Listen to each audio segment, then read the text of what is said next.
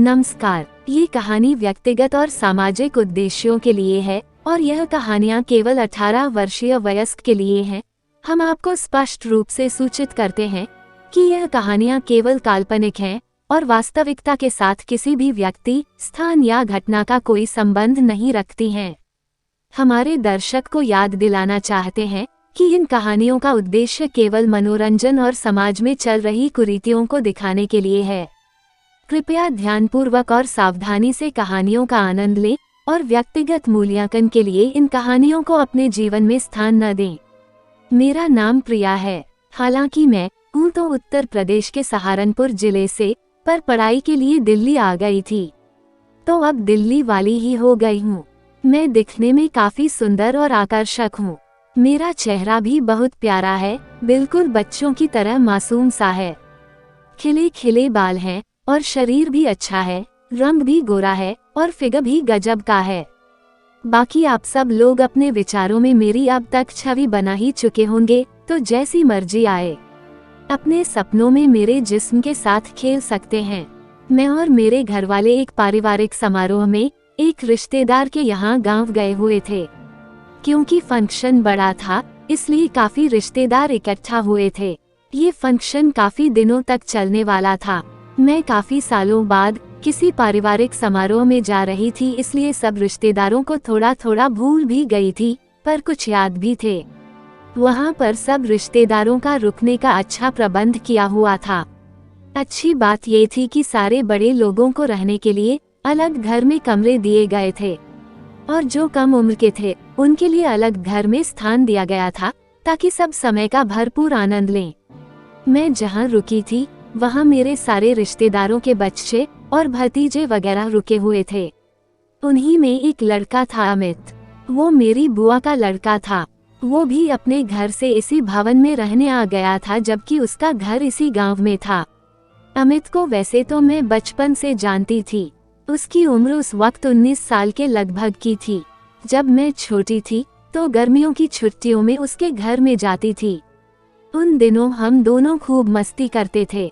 फिर हम सब बड़े होते चले गए तो आना जाना और बातचीत काफी कम हो गई थी। क्योंकि मैं उम्र में उससे कुछ साल बड़ी थी, इसलिए वो मुझे दीदी कहकर बुलाता था। शुरू में तो हम दोनों ज्यादा बातचीत नहीं कर पाए, पर फिर धीरे धीरे घुलते मिलते चले गए। एक दिन दोपहर में सब लोग खा पी कर एक दूसरे के साथ गप्पे मार रहे थे। धीरे धीरे मुझे समझ आ गया कि अमित कभी कभी मुझे देखता रहता था और जब वापस उसे देखती तो नजर इधर उधर कर लेता था। शुरू में तो मैंने ऐसा वैसा कुछ नहीं सोचा, पर धीरे धीरे मुझे समझ आ गया कि लौंडा नया नया जवान हुआ है, इसलिए शायद वैसे ही आकर्षित होगा। इसलिए मैंने ज्यादा ध्यान नहीं दिया। धीरे धीरे हम सब साथ में घुलने मिलने लगे। कभी कभी गलती से अगर मेरे शरीर का कोई हिस्सा अमित से छू जाता तो वो असहज हो जाता था।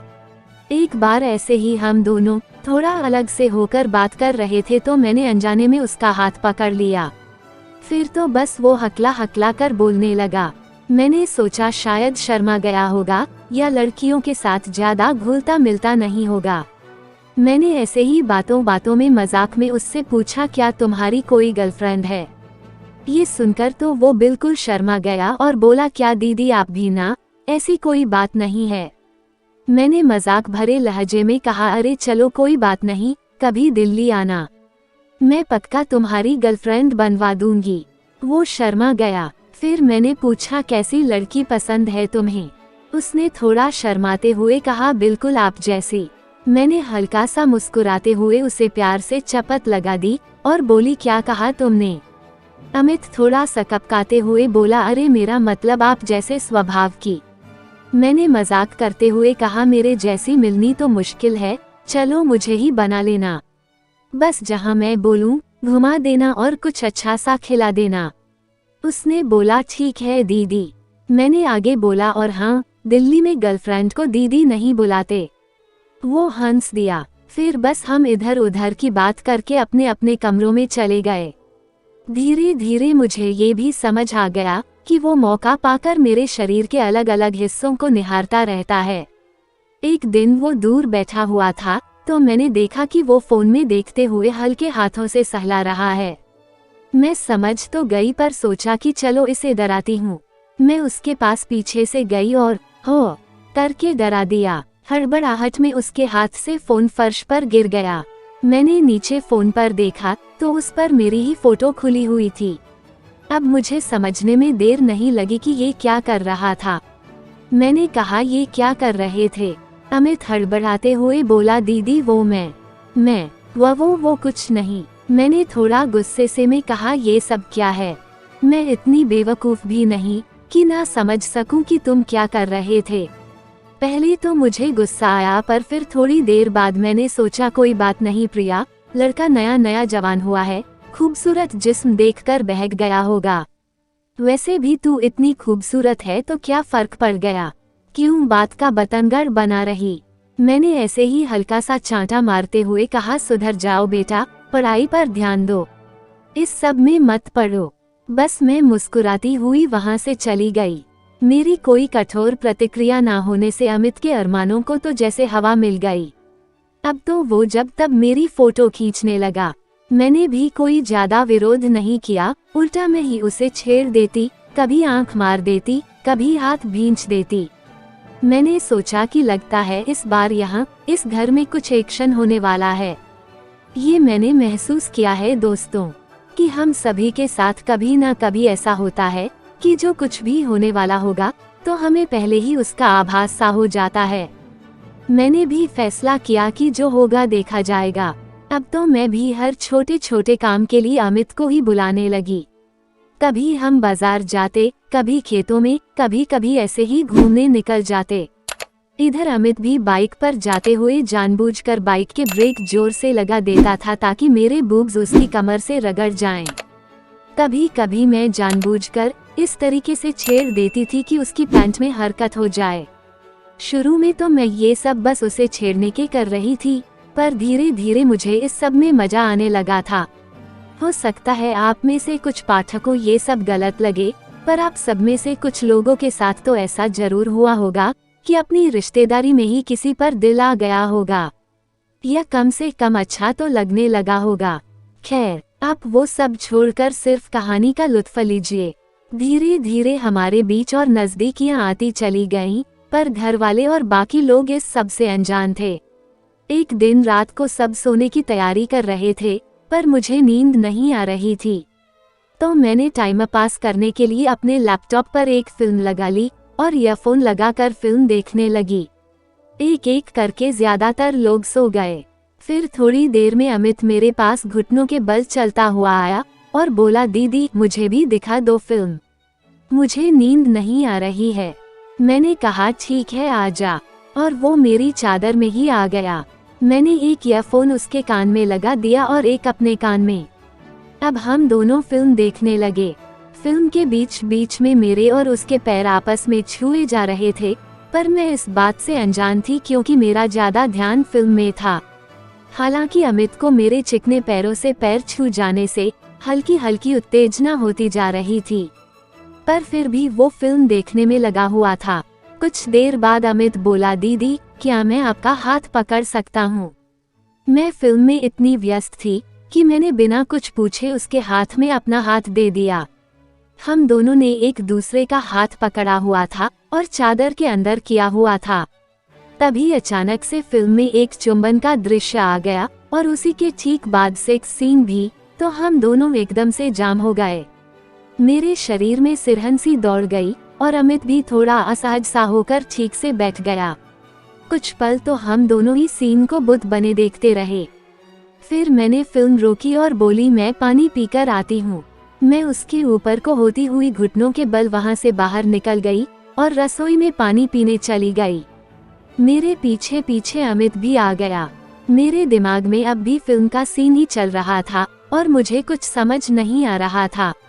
अमित भी मेरे पास आकर पानी पीने लगा और जैसे ही उसने पानी पीना खत्म किया, पता नहीं मुझे क्या जुनून सा आया, मैंने एकदम से उसको बाहों में भर लिया और जोर से उसके होठों पर किस कर दिया। किस के बाद कुछ पलों के लिए इसी अवस्था में खड़ी रही। वो भी मुझे चूमे जा रहा था। शायद हम दोनों ही उस वक्त कुछ नहीं सोच रहे थे, बस जवानी के आग में एक दूसरे के होठों को चूम रहे थे और हमारी आंखें बंद थीं। कुछ ही पलों में मुझे होश आया कि मैं ये क्या कर रही हूँ और तुरंत हट गई। इसके बाद मैंने उससे सॉरी कहा और नीचे देखकर शर्मिंदा सी होकर वहां से निकलकर अपनी चादर में आ गई। कुछ देर में अमित भी आ गया। मैंने अब फिल्म देखना बंद कर दिया और लैपटॉप बंद करके चादर में मुंह देकर सोने की कोशिश करने लगी। मैं काफी कंफ्यूज थी, शर्म आ रही थी और सोच रही थी कि ये मैंने क्या कर दिया। मैं अमित को कैसे चूम सकती हूँ? वो मेरी बुआ का लड़का है, एक तरीके से मेरा भाई है। ये गलत है।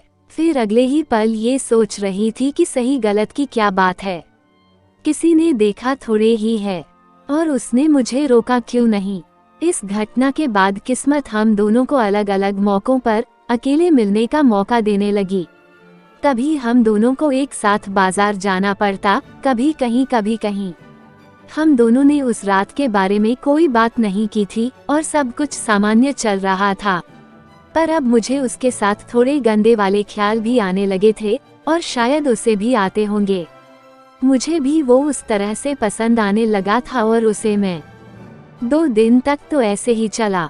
फिर एक दिन अमित के पापा ने उससे बोला, जा बेटा खेत में चला जा, लाइट आ गई होगी तो 2-3 घंटे तक ट्यूबवेल चला देना, फिर जब खेत भर जाए तो बंद करके आ जाना। मैं भी घर पर बोर हो रही थी तो मैंने कहा मैं भी चली जाऊं क्या, यहाँ थोड़ा अजीब सा लग रहा है।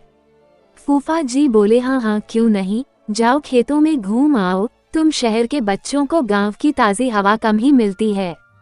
मैं हंस दी। फिर फूफा जी ने अमित से कहा, जाओ बेटा प्रिया को भी खेत में घुमा लाओ। अमित ने बाइक स्टार्ट की और मुझे देखकर शैतानी भरी स्माइल दे दी। मैंने भी उसके सिर में हल्का सा चांटा मारा और पीछे बैठ गई। कुछ देर तक तो हम दोनों कुछ नहीं बोले। फिर अमित मुझे गांव वगैरह के बारे में बताने लगा। थोड़ी देर बाद हम दोनों खेत में पहुंच गए। उधर सब अपने अपने खेतों में दूर दूर काम कर रहे थे। अमित ने ट्यूबवेल वाले कमरे का ताला खोल लिया पर गेट नहीं खुल रहा था। मैंने पूछा क्या हुआ? वो बोला, अरे कुछ नहीं, जंग लगने की वजह से ये दरवाजा फंस जाता है और बहुत जोर लगाने पर खुलता है। खैर थोड़ी बहुत मशक्कत के बाद उसने जोर से धक्का लगाकर गेट खोला और ट्यूबवेल चला दिया। फिर उसने ट्यूबवेल की हौदी की तरफ इशारा करते हुए कहा, देखो दीदी, ये होता गांव का स्विमिंग पूल। मैंने कहा, अच्छा, हमारे यहाँ तो काफी बड़ा होता है। अमित बोला, यहाँ ज्यादा बड़ा तो नहीं होता पर पानी लगातार बहता रहता है। कितनी गर्मी हो रही है, मैं नहा लेता हूँ। मैंने कहा, मैं एक्स्ट्रा कपड़े नहीं लाई वरना मैं भी नहा लेती। अमित बोला, अरे दीदी मन है तो नहा लो, यहाँ कोई नहीं आता। मेरे एक जोड़ी कपड़े अंदर रखे हैं, आप नहाकर उन्हें पहन लेना, फिर जब ये वाले सूख जाएं तो वापस पहन लेना। पहले तो मैंने ऐसे ही ना नुकसी की, पर फिर सोचा कि नहा ही लेती हूँ। अमित हौदी में उतर गया था। मैं हौदी की दीवार पर चढ़ गई तो अमित ने अपना हाथ दिया और मैं भी सूट सलवार पहने ही उसमें उतर गई। अमित को कच्छे में देखा तो उसके आधे नंगे शरीर को देखकर मेरे अंदर के अरमान भी हल्के हल्के जागने लगे थे और शायद उसके भी अरमान जग रहे थे। 1-2 बार तो मेरा मन हुआ कि उसे जोर से किस कर लूं, पर मैंने अपने आप को रोका हुआ था। फिर हम दोनों मस्ती करते हुए नहाने लगे। हम दोनों दुनिया की फिक्र छोड़कर खूब मस्ती से ट्यूबवेल के पानी में नहाए। लगभग आधा घंटा के बाद मैं नहा चुकी थी तो वहां से निकल गई और ट्यूबवेल वाले कमरे में कपड़े बदलने चली गई। मैंने गेट हल्का सा बंद किया और अपने सारे गीले कपड़े उतारकर बिल्कुल नंगी हो गई। फिर मैंने अमित के कपड़े उठाए और शर्ट पहन ली। फिर हल्का सा गेट खोलकर अमित को अपने कपड़े सुखाने के लिए पकड़ा दिए। अब मैं बाकी के कपड़े पहनने के लिए देखने लगी। मैंने देखा पर मुझे पैंट नहीं मिल रही थी। मैंने अमित को आवाज देकर पूछा, पैंट कहाँ है? उसने बोला, वहीं दरवाजे के पीछे तो टंगी है। मैंने कहा, नहीं है। उसने बोला, अरे होगी वहीं, और कहाँ जाएगी? मैंने बोला, नहीं है बाबा, यहाँ सिर्फ शर्ट थी। अमित एकदम से बोला, अरे सॉरी दीदी, वो तो पापा शायद घर ले गए होंगे धुलवाने के लिए। मैंने थोड़ा गुस्से में कहा, ये क्या मजाक है, अब मैं यहाँ क्या पहनूं? अमित बोला कोई बात नहीं, आप थोड़ी देर ऐसे ही अंदर कुंडी लगा कर बैठो। 1 घंटे में कपड़े सूख जाएंगे, तब पहनकर बाहर आ जाना। उस वक्त मैं मजबूर थी क्योंकि मेरे पास और कोई चारा नहीं था। मैं उस कमरे के अंदर एक चारपाई पर सिर्फ शर्ट में बैठी हुई थी। कुछ देर बाद लाइट चली गई तो कमरे में अंधेरा हो गया। मैं थोड़ा घबरा सी गई तो मैंने अमित को आवाज लगाई। उसने कहा कोई बात नहीं दीदी, मैं यहीं बाहर हूँ, अभी आ जाएगी लाइट। लगभग 5 मिनट बाद लाइट भी आ गई। मैंने अमित को बता दिया कि लाइट आ गई है। उसने कहा ट्यूबवेल चला दो, अपने आप नहीं चलेगा। मैंने कहा मुझे चलाना नहीं आता। उसने कहा अरे जो मैं बता रहा हूँ वो बटन दबा दो। मैंने कहा मुझे नहीं पता, यहाँ इतने सारे तार हैं, मुझे बिजली से डर लगता है। अमित बोला ठीक है, मैं चला देता हूँ, आप गेट खोलो। मैं बोली अरे ऐसे कैसे गेट खोल दूँ, मेरे कपड़े दो। उसने बोला कपड़े तो अभी बिल्कुल गीले हैं, आप ऐसा करो गेट के पीछे छुप जाओ, मैं नहीं देखूंगा और मोटर भी चला दूंगा। मैंने कहा अरे लाओ गीले कपड़े ही पहन लूंगी, कोई बात नहीं। अमित बोला आप डरो मत, 1 मिनट भी नहीं लगेगा और काम हो जाएगा। मैंने सोचा कि थोड़ी सी देर की बात ही है, खोल देती हूँ गेट।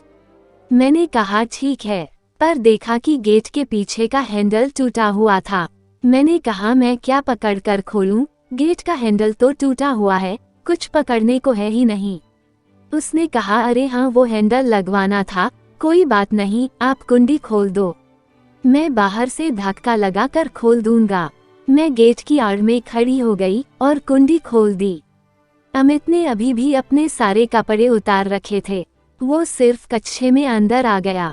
अंदर आकर उसने कहा गेट पकड़कर रखना वरना हवा से बंद हो जाएगा। मैं पीछे छुपे छुपे ही गेट पकड़ लिया और अमित मोटर चलाने लगा। मैंने अपनी शर्ट को नीचे सरकाने के लिए जैसे ही हाथ से पकड़ा, मेरे हाथ से गेट छूट गया और धड़ाम से बंद हो गया।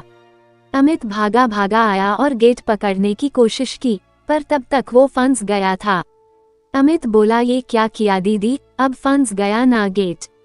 एक पल के लिए हम दोनों भूल गए कि हम दोनों ही आधे नंगे हैं। फिर थोड़ी देर बाद सब सामान्य हुआ तो अमित ने बोला कोई बात नहीं, आप चारपाई पर बैठो, मैं कुछ जुगाड़ करके गेट खोलता हूँ। पर ऐसे माहौल में ध्यान तो भटकता ही है। मैं अमित के आधे बिना कपड़ों वाले शरीर को देख रही थी और वो मेरी नंगी टांगों को। कुछ देर तक ऐसे ही हम एक दूसरे को देखते रहे। मैंने कहा प्लीज ऐसे मत देखो ना, मुझे शर्म आती है। अमित बोला तो आप भी तो मत देखो ना, मुझे भी शर्म आती है। पर ना चाहते हुए भी हम दोनों बार बार एक दूसरे को ही देख रहे थे। अब तक मुझे समझ आ चुका था कि आज कुछ कांड होने जा रहा है। फिर हम दोनों ही वहां पड़ी चारपाई पर थोड़ा सा दूर दूर बैठ गए। काफी देर तक हम दोनों ऐसे ही बैठे रहे और एक दूसरे को देख देख कर हल्के हल्के उत्तेजित होते रहे। फिर पता नहीं मुझे क्या हुआ, मैं खुद ही उसकी तरफ धीरे धीरे खिसकने लगी और वो मेरी तरफ। अब हम दोनों काफी नजदीक बैठे थे। मैं ऊपर उसकी आंखों में देख रही थी और वो मेरी आंखों में। तभी मेरा हाथ अपने आप उसकी छाती और बाजुओं पर फिरने लगा, मानो मेरा शरीर मेरे बस में नहीं था और अपने आप चल रहा था। धीरे धीरे मैं थोड़ा सा उचककर उसके होंठों के पास अपने होंठ ले गई।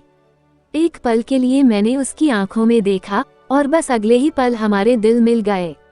हम दोनों की आंखें बंद हो गईं। इस वक्त हम दोनों दुनिया की फिक्र से दूर एक दूसरे के होंठों को प्यार कर रहे थे। बिना कुछ बोले, बिना कुछ सोचे समझे, हम बस एक दूसरे के होंठों को हल्के हल्के दबाकर छू रहे थे। फिर मैंने आंखें खोली और हल्के हल्के मुस्कुराते हुए नीचे हो गई। उधर अमित भी मुस्कुरा रहा था। हमारे बीच रिश्तेदारी की दीवार गिर चुकी थी। अमित बोला दीदी, पर मैंने उसकी बात काटते हुए कहा बस चुप रहो। और हम ऐसे ही कुछ देर तक एक दूसरे में खोए हुए किस करते रहे। आखिर जब किस करके मन भर गया तब हम अलग हुए। मेरे अंदर हवस की आग लगी हुई थी और उधर अमित का भी यही हाल चुका था। अमित मुझे देखकर एक बार मुस्कुराया और बस मुझे जोर से धकेलकर दीवार से सटा दिया। अब वो ऊपर नीचे होकर जबरदस्ती मेरे होंठों को किस करने लगा। मैं भी उसका पूरा साथ दे रही थी और कमरे का माहौल और गर्माता जा रहा था। करीब 2 मिनट तक कमरे में यही होता रहा। वो बीच बीच में बोलता रहा, दीदी मैं आपसे बहुत प्यार करता हूँ, आपको पता नहीं मैंने इस पल का कितना इंतजार किया है। मुझे तो उम्मीद भी नहीं थी कि एक दिन मैं आपके इतने करीब आ जाऊंगा। जब उसका मेरे होठों को चूस कर पूरा मन भर गया तो वो एक पल को रुका। हमने एक दूसरे की आंखों में देखा और फिर से एक दूसरे के चेहरे को, गर्दन को, कंधों को किस करते हुए आगे बढ़ने लगे। अब तो कोई शंका ही नहीं थी कि आगे क्या होना है। अमित ने खुद ही मेरी शर्ट के बटन एक एक करके खोलना शुरू कर दिए। जैसे ही उसने ऊपर के बटन खोले, मुझे एक बार फिर से ख्याल आया कि ये मैं क्या कर रही हूँ। ये मेरा रिश्ते में भाई है, मैंने इसके साथ ऐसे कैसे कर सकती हूँ। मैंने कहा रुको अमित, हमें यहीं रुक जाना चाहिए, मत भूलो मैं तुम्हारी बहन हूँ, प्लीज रुक जाओ। मैंने उसके हाथ अपनी शर्ट के बटन पर ही रोकने चाहे, पर अमित इस कदर जोश में था कि उसने कहा आज मत रोको दीदी, वरना मैं मर जाऊंगा। आज हम दोनों सिर्फ एक लड़का और लड़की हैं और हमारा रिश्ता सिर्फ जिस्मों का है। मुझे आपका जिस्म भोगना है, आज मत रोको मुझे। इसी के साथ ही उसने मेरी शर्ट के दोनों हिस्सों को पकड़ा और जोर से फाड़कर पीछे को खोल दी। इसके साथ ही मेरा आगे का शरीर उसके सामने खुला हो गया। मैंने शर्म के मारे अपने शरीर को हथेलियों से ढाक लिया और टांगे भी आपस में मोड़कर सिकुड़ सी ली ताकि अमित से अपनी जवानी छुपा सकूं। अमित मेरे करीब आया और धीरे से अपनी बहन के कंधों पर हाथ रखकर बोला दीदी इधर देखो मेरी आंखों में। मैंने शर्माते हुए उसकी आंखों में देखा। उसने बड़े प्यार से कहा दीदी आप घबराओ मत, हमारी ये बात किसी को पता नहीं चलेगी, सब हम दोनों के बीच ही रहेगा। मैंने भी हल्का सा सिर सहमति में हिलाया। फिर अमित ने मेरी हथेलियों को पकड़ा और धीरे धीरे उन्हें जबरदस्ती नीचे करने लगा। शुरू में मैंने हल्का सा विरोध किया, पर धीरे धीरे उसने मेरे दोनों हाथ नीचे कर ही दिए। फिर अमित धीरे धीरे अपने हाथों से मेरे शरीर को दबाने लगा और मनमानी करने लगा। कुछ देर बाद मैं भी पूरे जोश में आ गई थी तो उसका पूरा साथ दे रही थी। मैंने खुद को अमित से झटके से अलग किया। इससे अमित एकदम से चौंक गया। उसने पूछा क्या हुआ दीदी।